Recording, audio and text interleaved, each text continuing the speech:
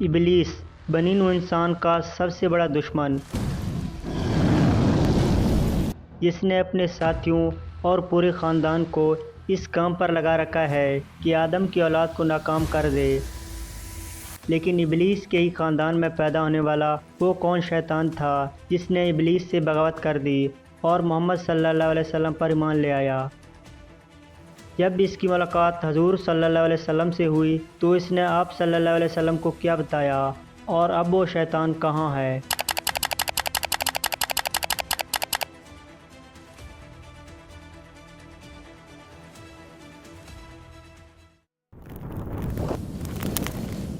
اللہ تبارک و تعالیٰ نے انسان کو مٹی اور جنات کو آگ سے پیدا فرمایا۔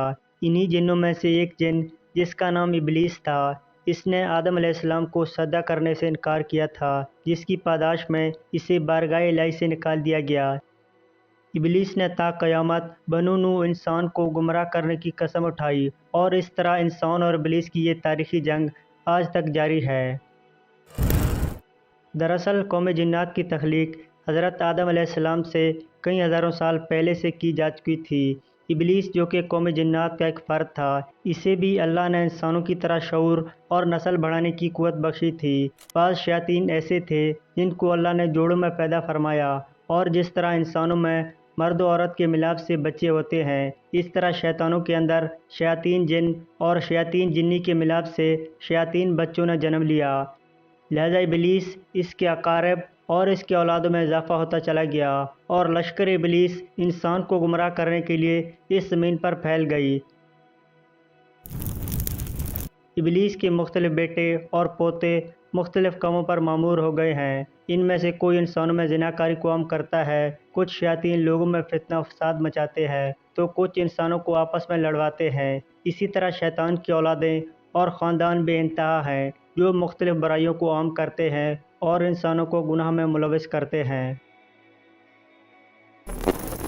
لیکن ابلیس کے ان تمام بیٹوں، پوتوں اور خاندان میں ایک شیطان ایسا بھی ہے جس نے اپنی جد امجد ابلیس سے بغاوت کی تھی اور اس راہ کو چھوڑ کر راہ حق پر گامزن ہوا تھا۔ یہ شیطان ابلیس کا پوتا تھا، اور اس نے نبی کریم صلی اللہ علیہ وسلم سے ملاقات کی تھی اور آپ پر ایمان لے آیا تھا۔ اس متعلق احادیث اور تاریخ کی مختلف کتابوں میں ایک مشہور واقعہ بیان ہوا ہے، جو کچھ یوں ہے۔ حضرت انس بن مالک اور حضرت عمر بن خطاب سے روایت ہے کہ ایک روز ہم نبی کریم صلی اللہ علیہ وسلم کے ہمراہ مکہ کے جنگلات کی طرف نکلے۔ ہم تہامہ پہاڑوں کے ایک پہاڑ پر بیٹھے تھے کہ ایک بوڑھا شخص نمودار ہوا جو اپنی لاٹھی کے سہارے چل رہا تھا۔ اس نے حضور کو سلام کیا۔ آپ صلی اللہ علیہ وسلم نے سلام کا جواب دیا اور فرمایا، یہ بوڑھا اپنی چال ڈھال اور آواز سے جن معلوم ہوتا ہے۔ اس بوڑھے نے کہا، جی ہاں، آپ کا اندازہ صحیح ہے۔ آپ صلی اللہ علیہ وسلم نے اس سے دریافت کیا کہ تو کون ہے اور تیرا تعلق جنوں کے کس گروہ سے ہے؟ اس نے کہا، میرا نام حمہ ہے، میں ہیم کا بیٹا ہوں جو لاکیس کا بیٹا ہے، اور لاکیس ابلیس کا بیٹا ہے۔ اس پر نبی صلی اللہ علیہ وسلم نے فرمایا کہ گویا تیرے اور ابلیس کے درمیان صرف 2 پشتوں کا فاصلہ ہے۔ اس نے کہا، ہاں۔ پھر آپ صلی اللہ علیہ وسلم نے اس سے دریافت کیا کہ تیری عمر کتنی ہے؟ اس نے کہا، یا رسول اللہ، جتنی عمر اس دنیا کی ہے اتنی ہی میری ہے، یا شاید اس سے کچھ کم ہوگی۔ جن دنوں قابیل نے حابیل کو قتل کیا تھا، اس وقت میں بچہ تھا اور میری عمر چند برس کی تھی، مگر بات سمجھتا تھا، پہاڑوں میں دوڑتا پھرتا تھا، لوگوں کا کھانا اور غلہ چوری کر لیا کرتا تھا، اور لوگوں کے دلوں میں وسوسے بھی ڈال دیا کرتا تھا کہ وہ اپنے عزیز و اقارب سے بدسلوکی کریں۔ اس پر حضور صلی اللہ علیہ وسلم نے فرمایا، یہ تو بہت بڑا عمل ہے۔ اس نے حضور سے کہا کہ مجھے ملامت نہ فرمائیے، کیونکہ میں ان لوگوں میں سے ہوں جو حضرت نوح علیہ السلام پر ایمان لے آئے تھے اور ان کے ہاتھوں توبہ کر لی تھی، اور دعوت و تبلیغ کے کام میں ان کی مدد کی تھی، یہاں تک کہ میں 1 سال تک حضرت نوح کے ساتھ ان کی مسجد میں رہا ہوں۔ میں نے ابراہیم علیہ السلام سے بھی ملاقات کی ہے، اور جس وقت ابراہیم علیہ السلام کو آگ میں ڈالا جا رہا تھا، اس وقت میں بھی ان کے ساتھ تھا۔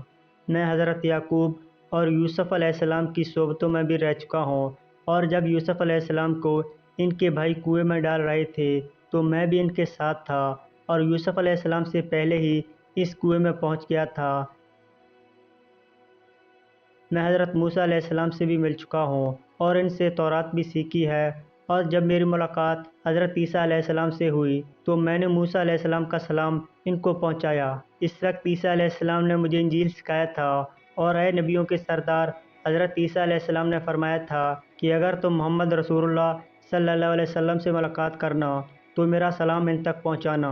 چنانچہ میں اس ضمانت سے سبق دوش ہونے کے لیے آپ کی خدمت میں حاضر ہوا ہوں اور عیسیٰ علیہ السلام کا سلام آپ کی خدمت میں پیش کرتا ہوں۔ آپ نے فرمایا عیسیٰ پر سلام ہو، اور اے حاما امانت پہنچانے کی وجہ سے تجھ پر بھی سلام ہو۔ پھر حاما نے کہا اللہ کی قسم میں بہت شرمندہ ہوں اور میں اللہ کی پناہ مانگتا ہوں اس بات سے کہ میں کافر رہوں۔ پھر اس نے کہا کہ میں آپ پر ایمان لے آتا ہوں۔ پھر اس کے بعد وہ جن اتنا زوروں سے رونے لگا کہ صحابہ بھی رونے لگے۔ پھر اس نے کہا آپ صلی اللہ علیہ وسلم مجھے قرآن سکھا دیجئے۔ چنانچہ نبی صلی اللہ علیہ وسلم نے اس جن کو قرآن کی تعلیم دی اور اس کو سورہ بقرہ، سورہ واقعہ، سورہ مرسلات، سورہ الشمس، معوذتین اور سورہ اخلاص سکھائی۔ پھر آپ صلی اللہ علیہ وسلم نے اس سے فرمایا اے حاما کبھی بھی تمہیں کوئی حاجت ہو تو پھر میرے پاس آ جانا اور ہم سے ملاقات نہ چھوڑنا۔ صحابہ کرام فرماتے ہیں کہ حاما وہاں سے چلا گیا، اور پھر اس واقعے کے بعد حضور صلی اللہ علیہ وسلم نے حاما کے بارے میں کچھ نہیں فرمایا، اور کچھ عرصے کے بعد نبی صلی اللہ علیہ وسلم کا وصال ہو گیا۔ اللہ ہی بہتر جانتا ہے کہ اب حاما زندہ بھی ہے یا مر گیا ہے۔ ایک روایت میں حضرت عائشہ سے منقول ہے کہ رسول اللہ صلی اللہ علیہ وسلم نے فرمایا حاما جنت میں ہے۔ بلا شبہ اللہ جسے چاہتا ہے ہدایت دیتا ہے۔ ہدایت اور نور ہر اس مخلوق کے دل میں سما سکتی ہے جو اپنے گناہوں سے توبہ کرے اور حق کو قبول کر لے، خواہ وہ فرعون کے محل میں رہنے والی بی بی آسیہ ہوں یا کسی گناہ گار کے گھر میں پیدا ہونے والا نیک صفت انسان۔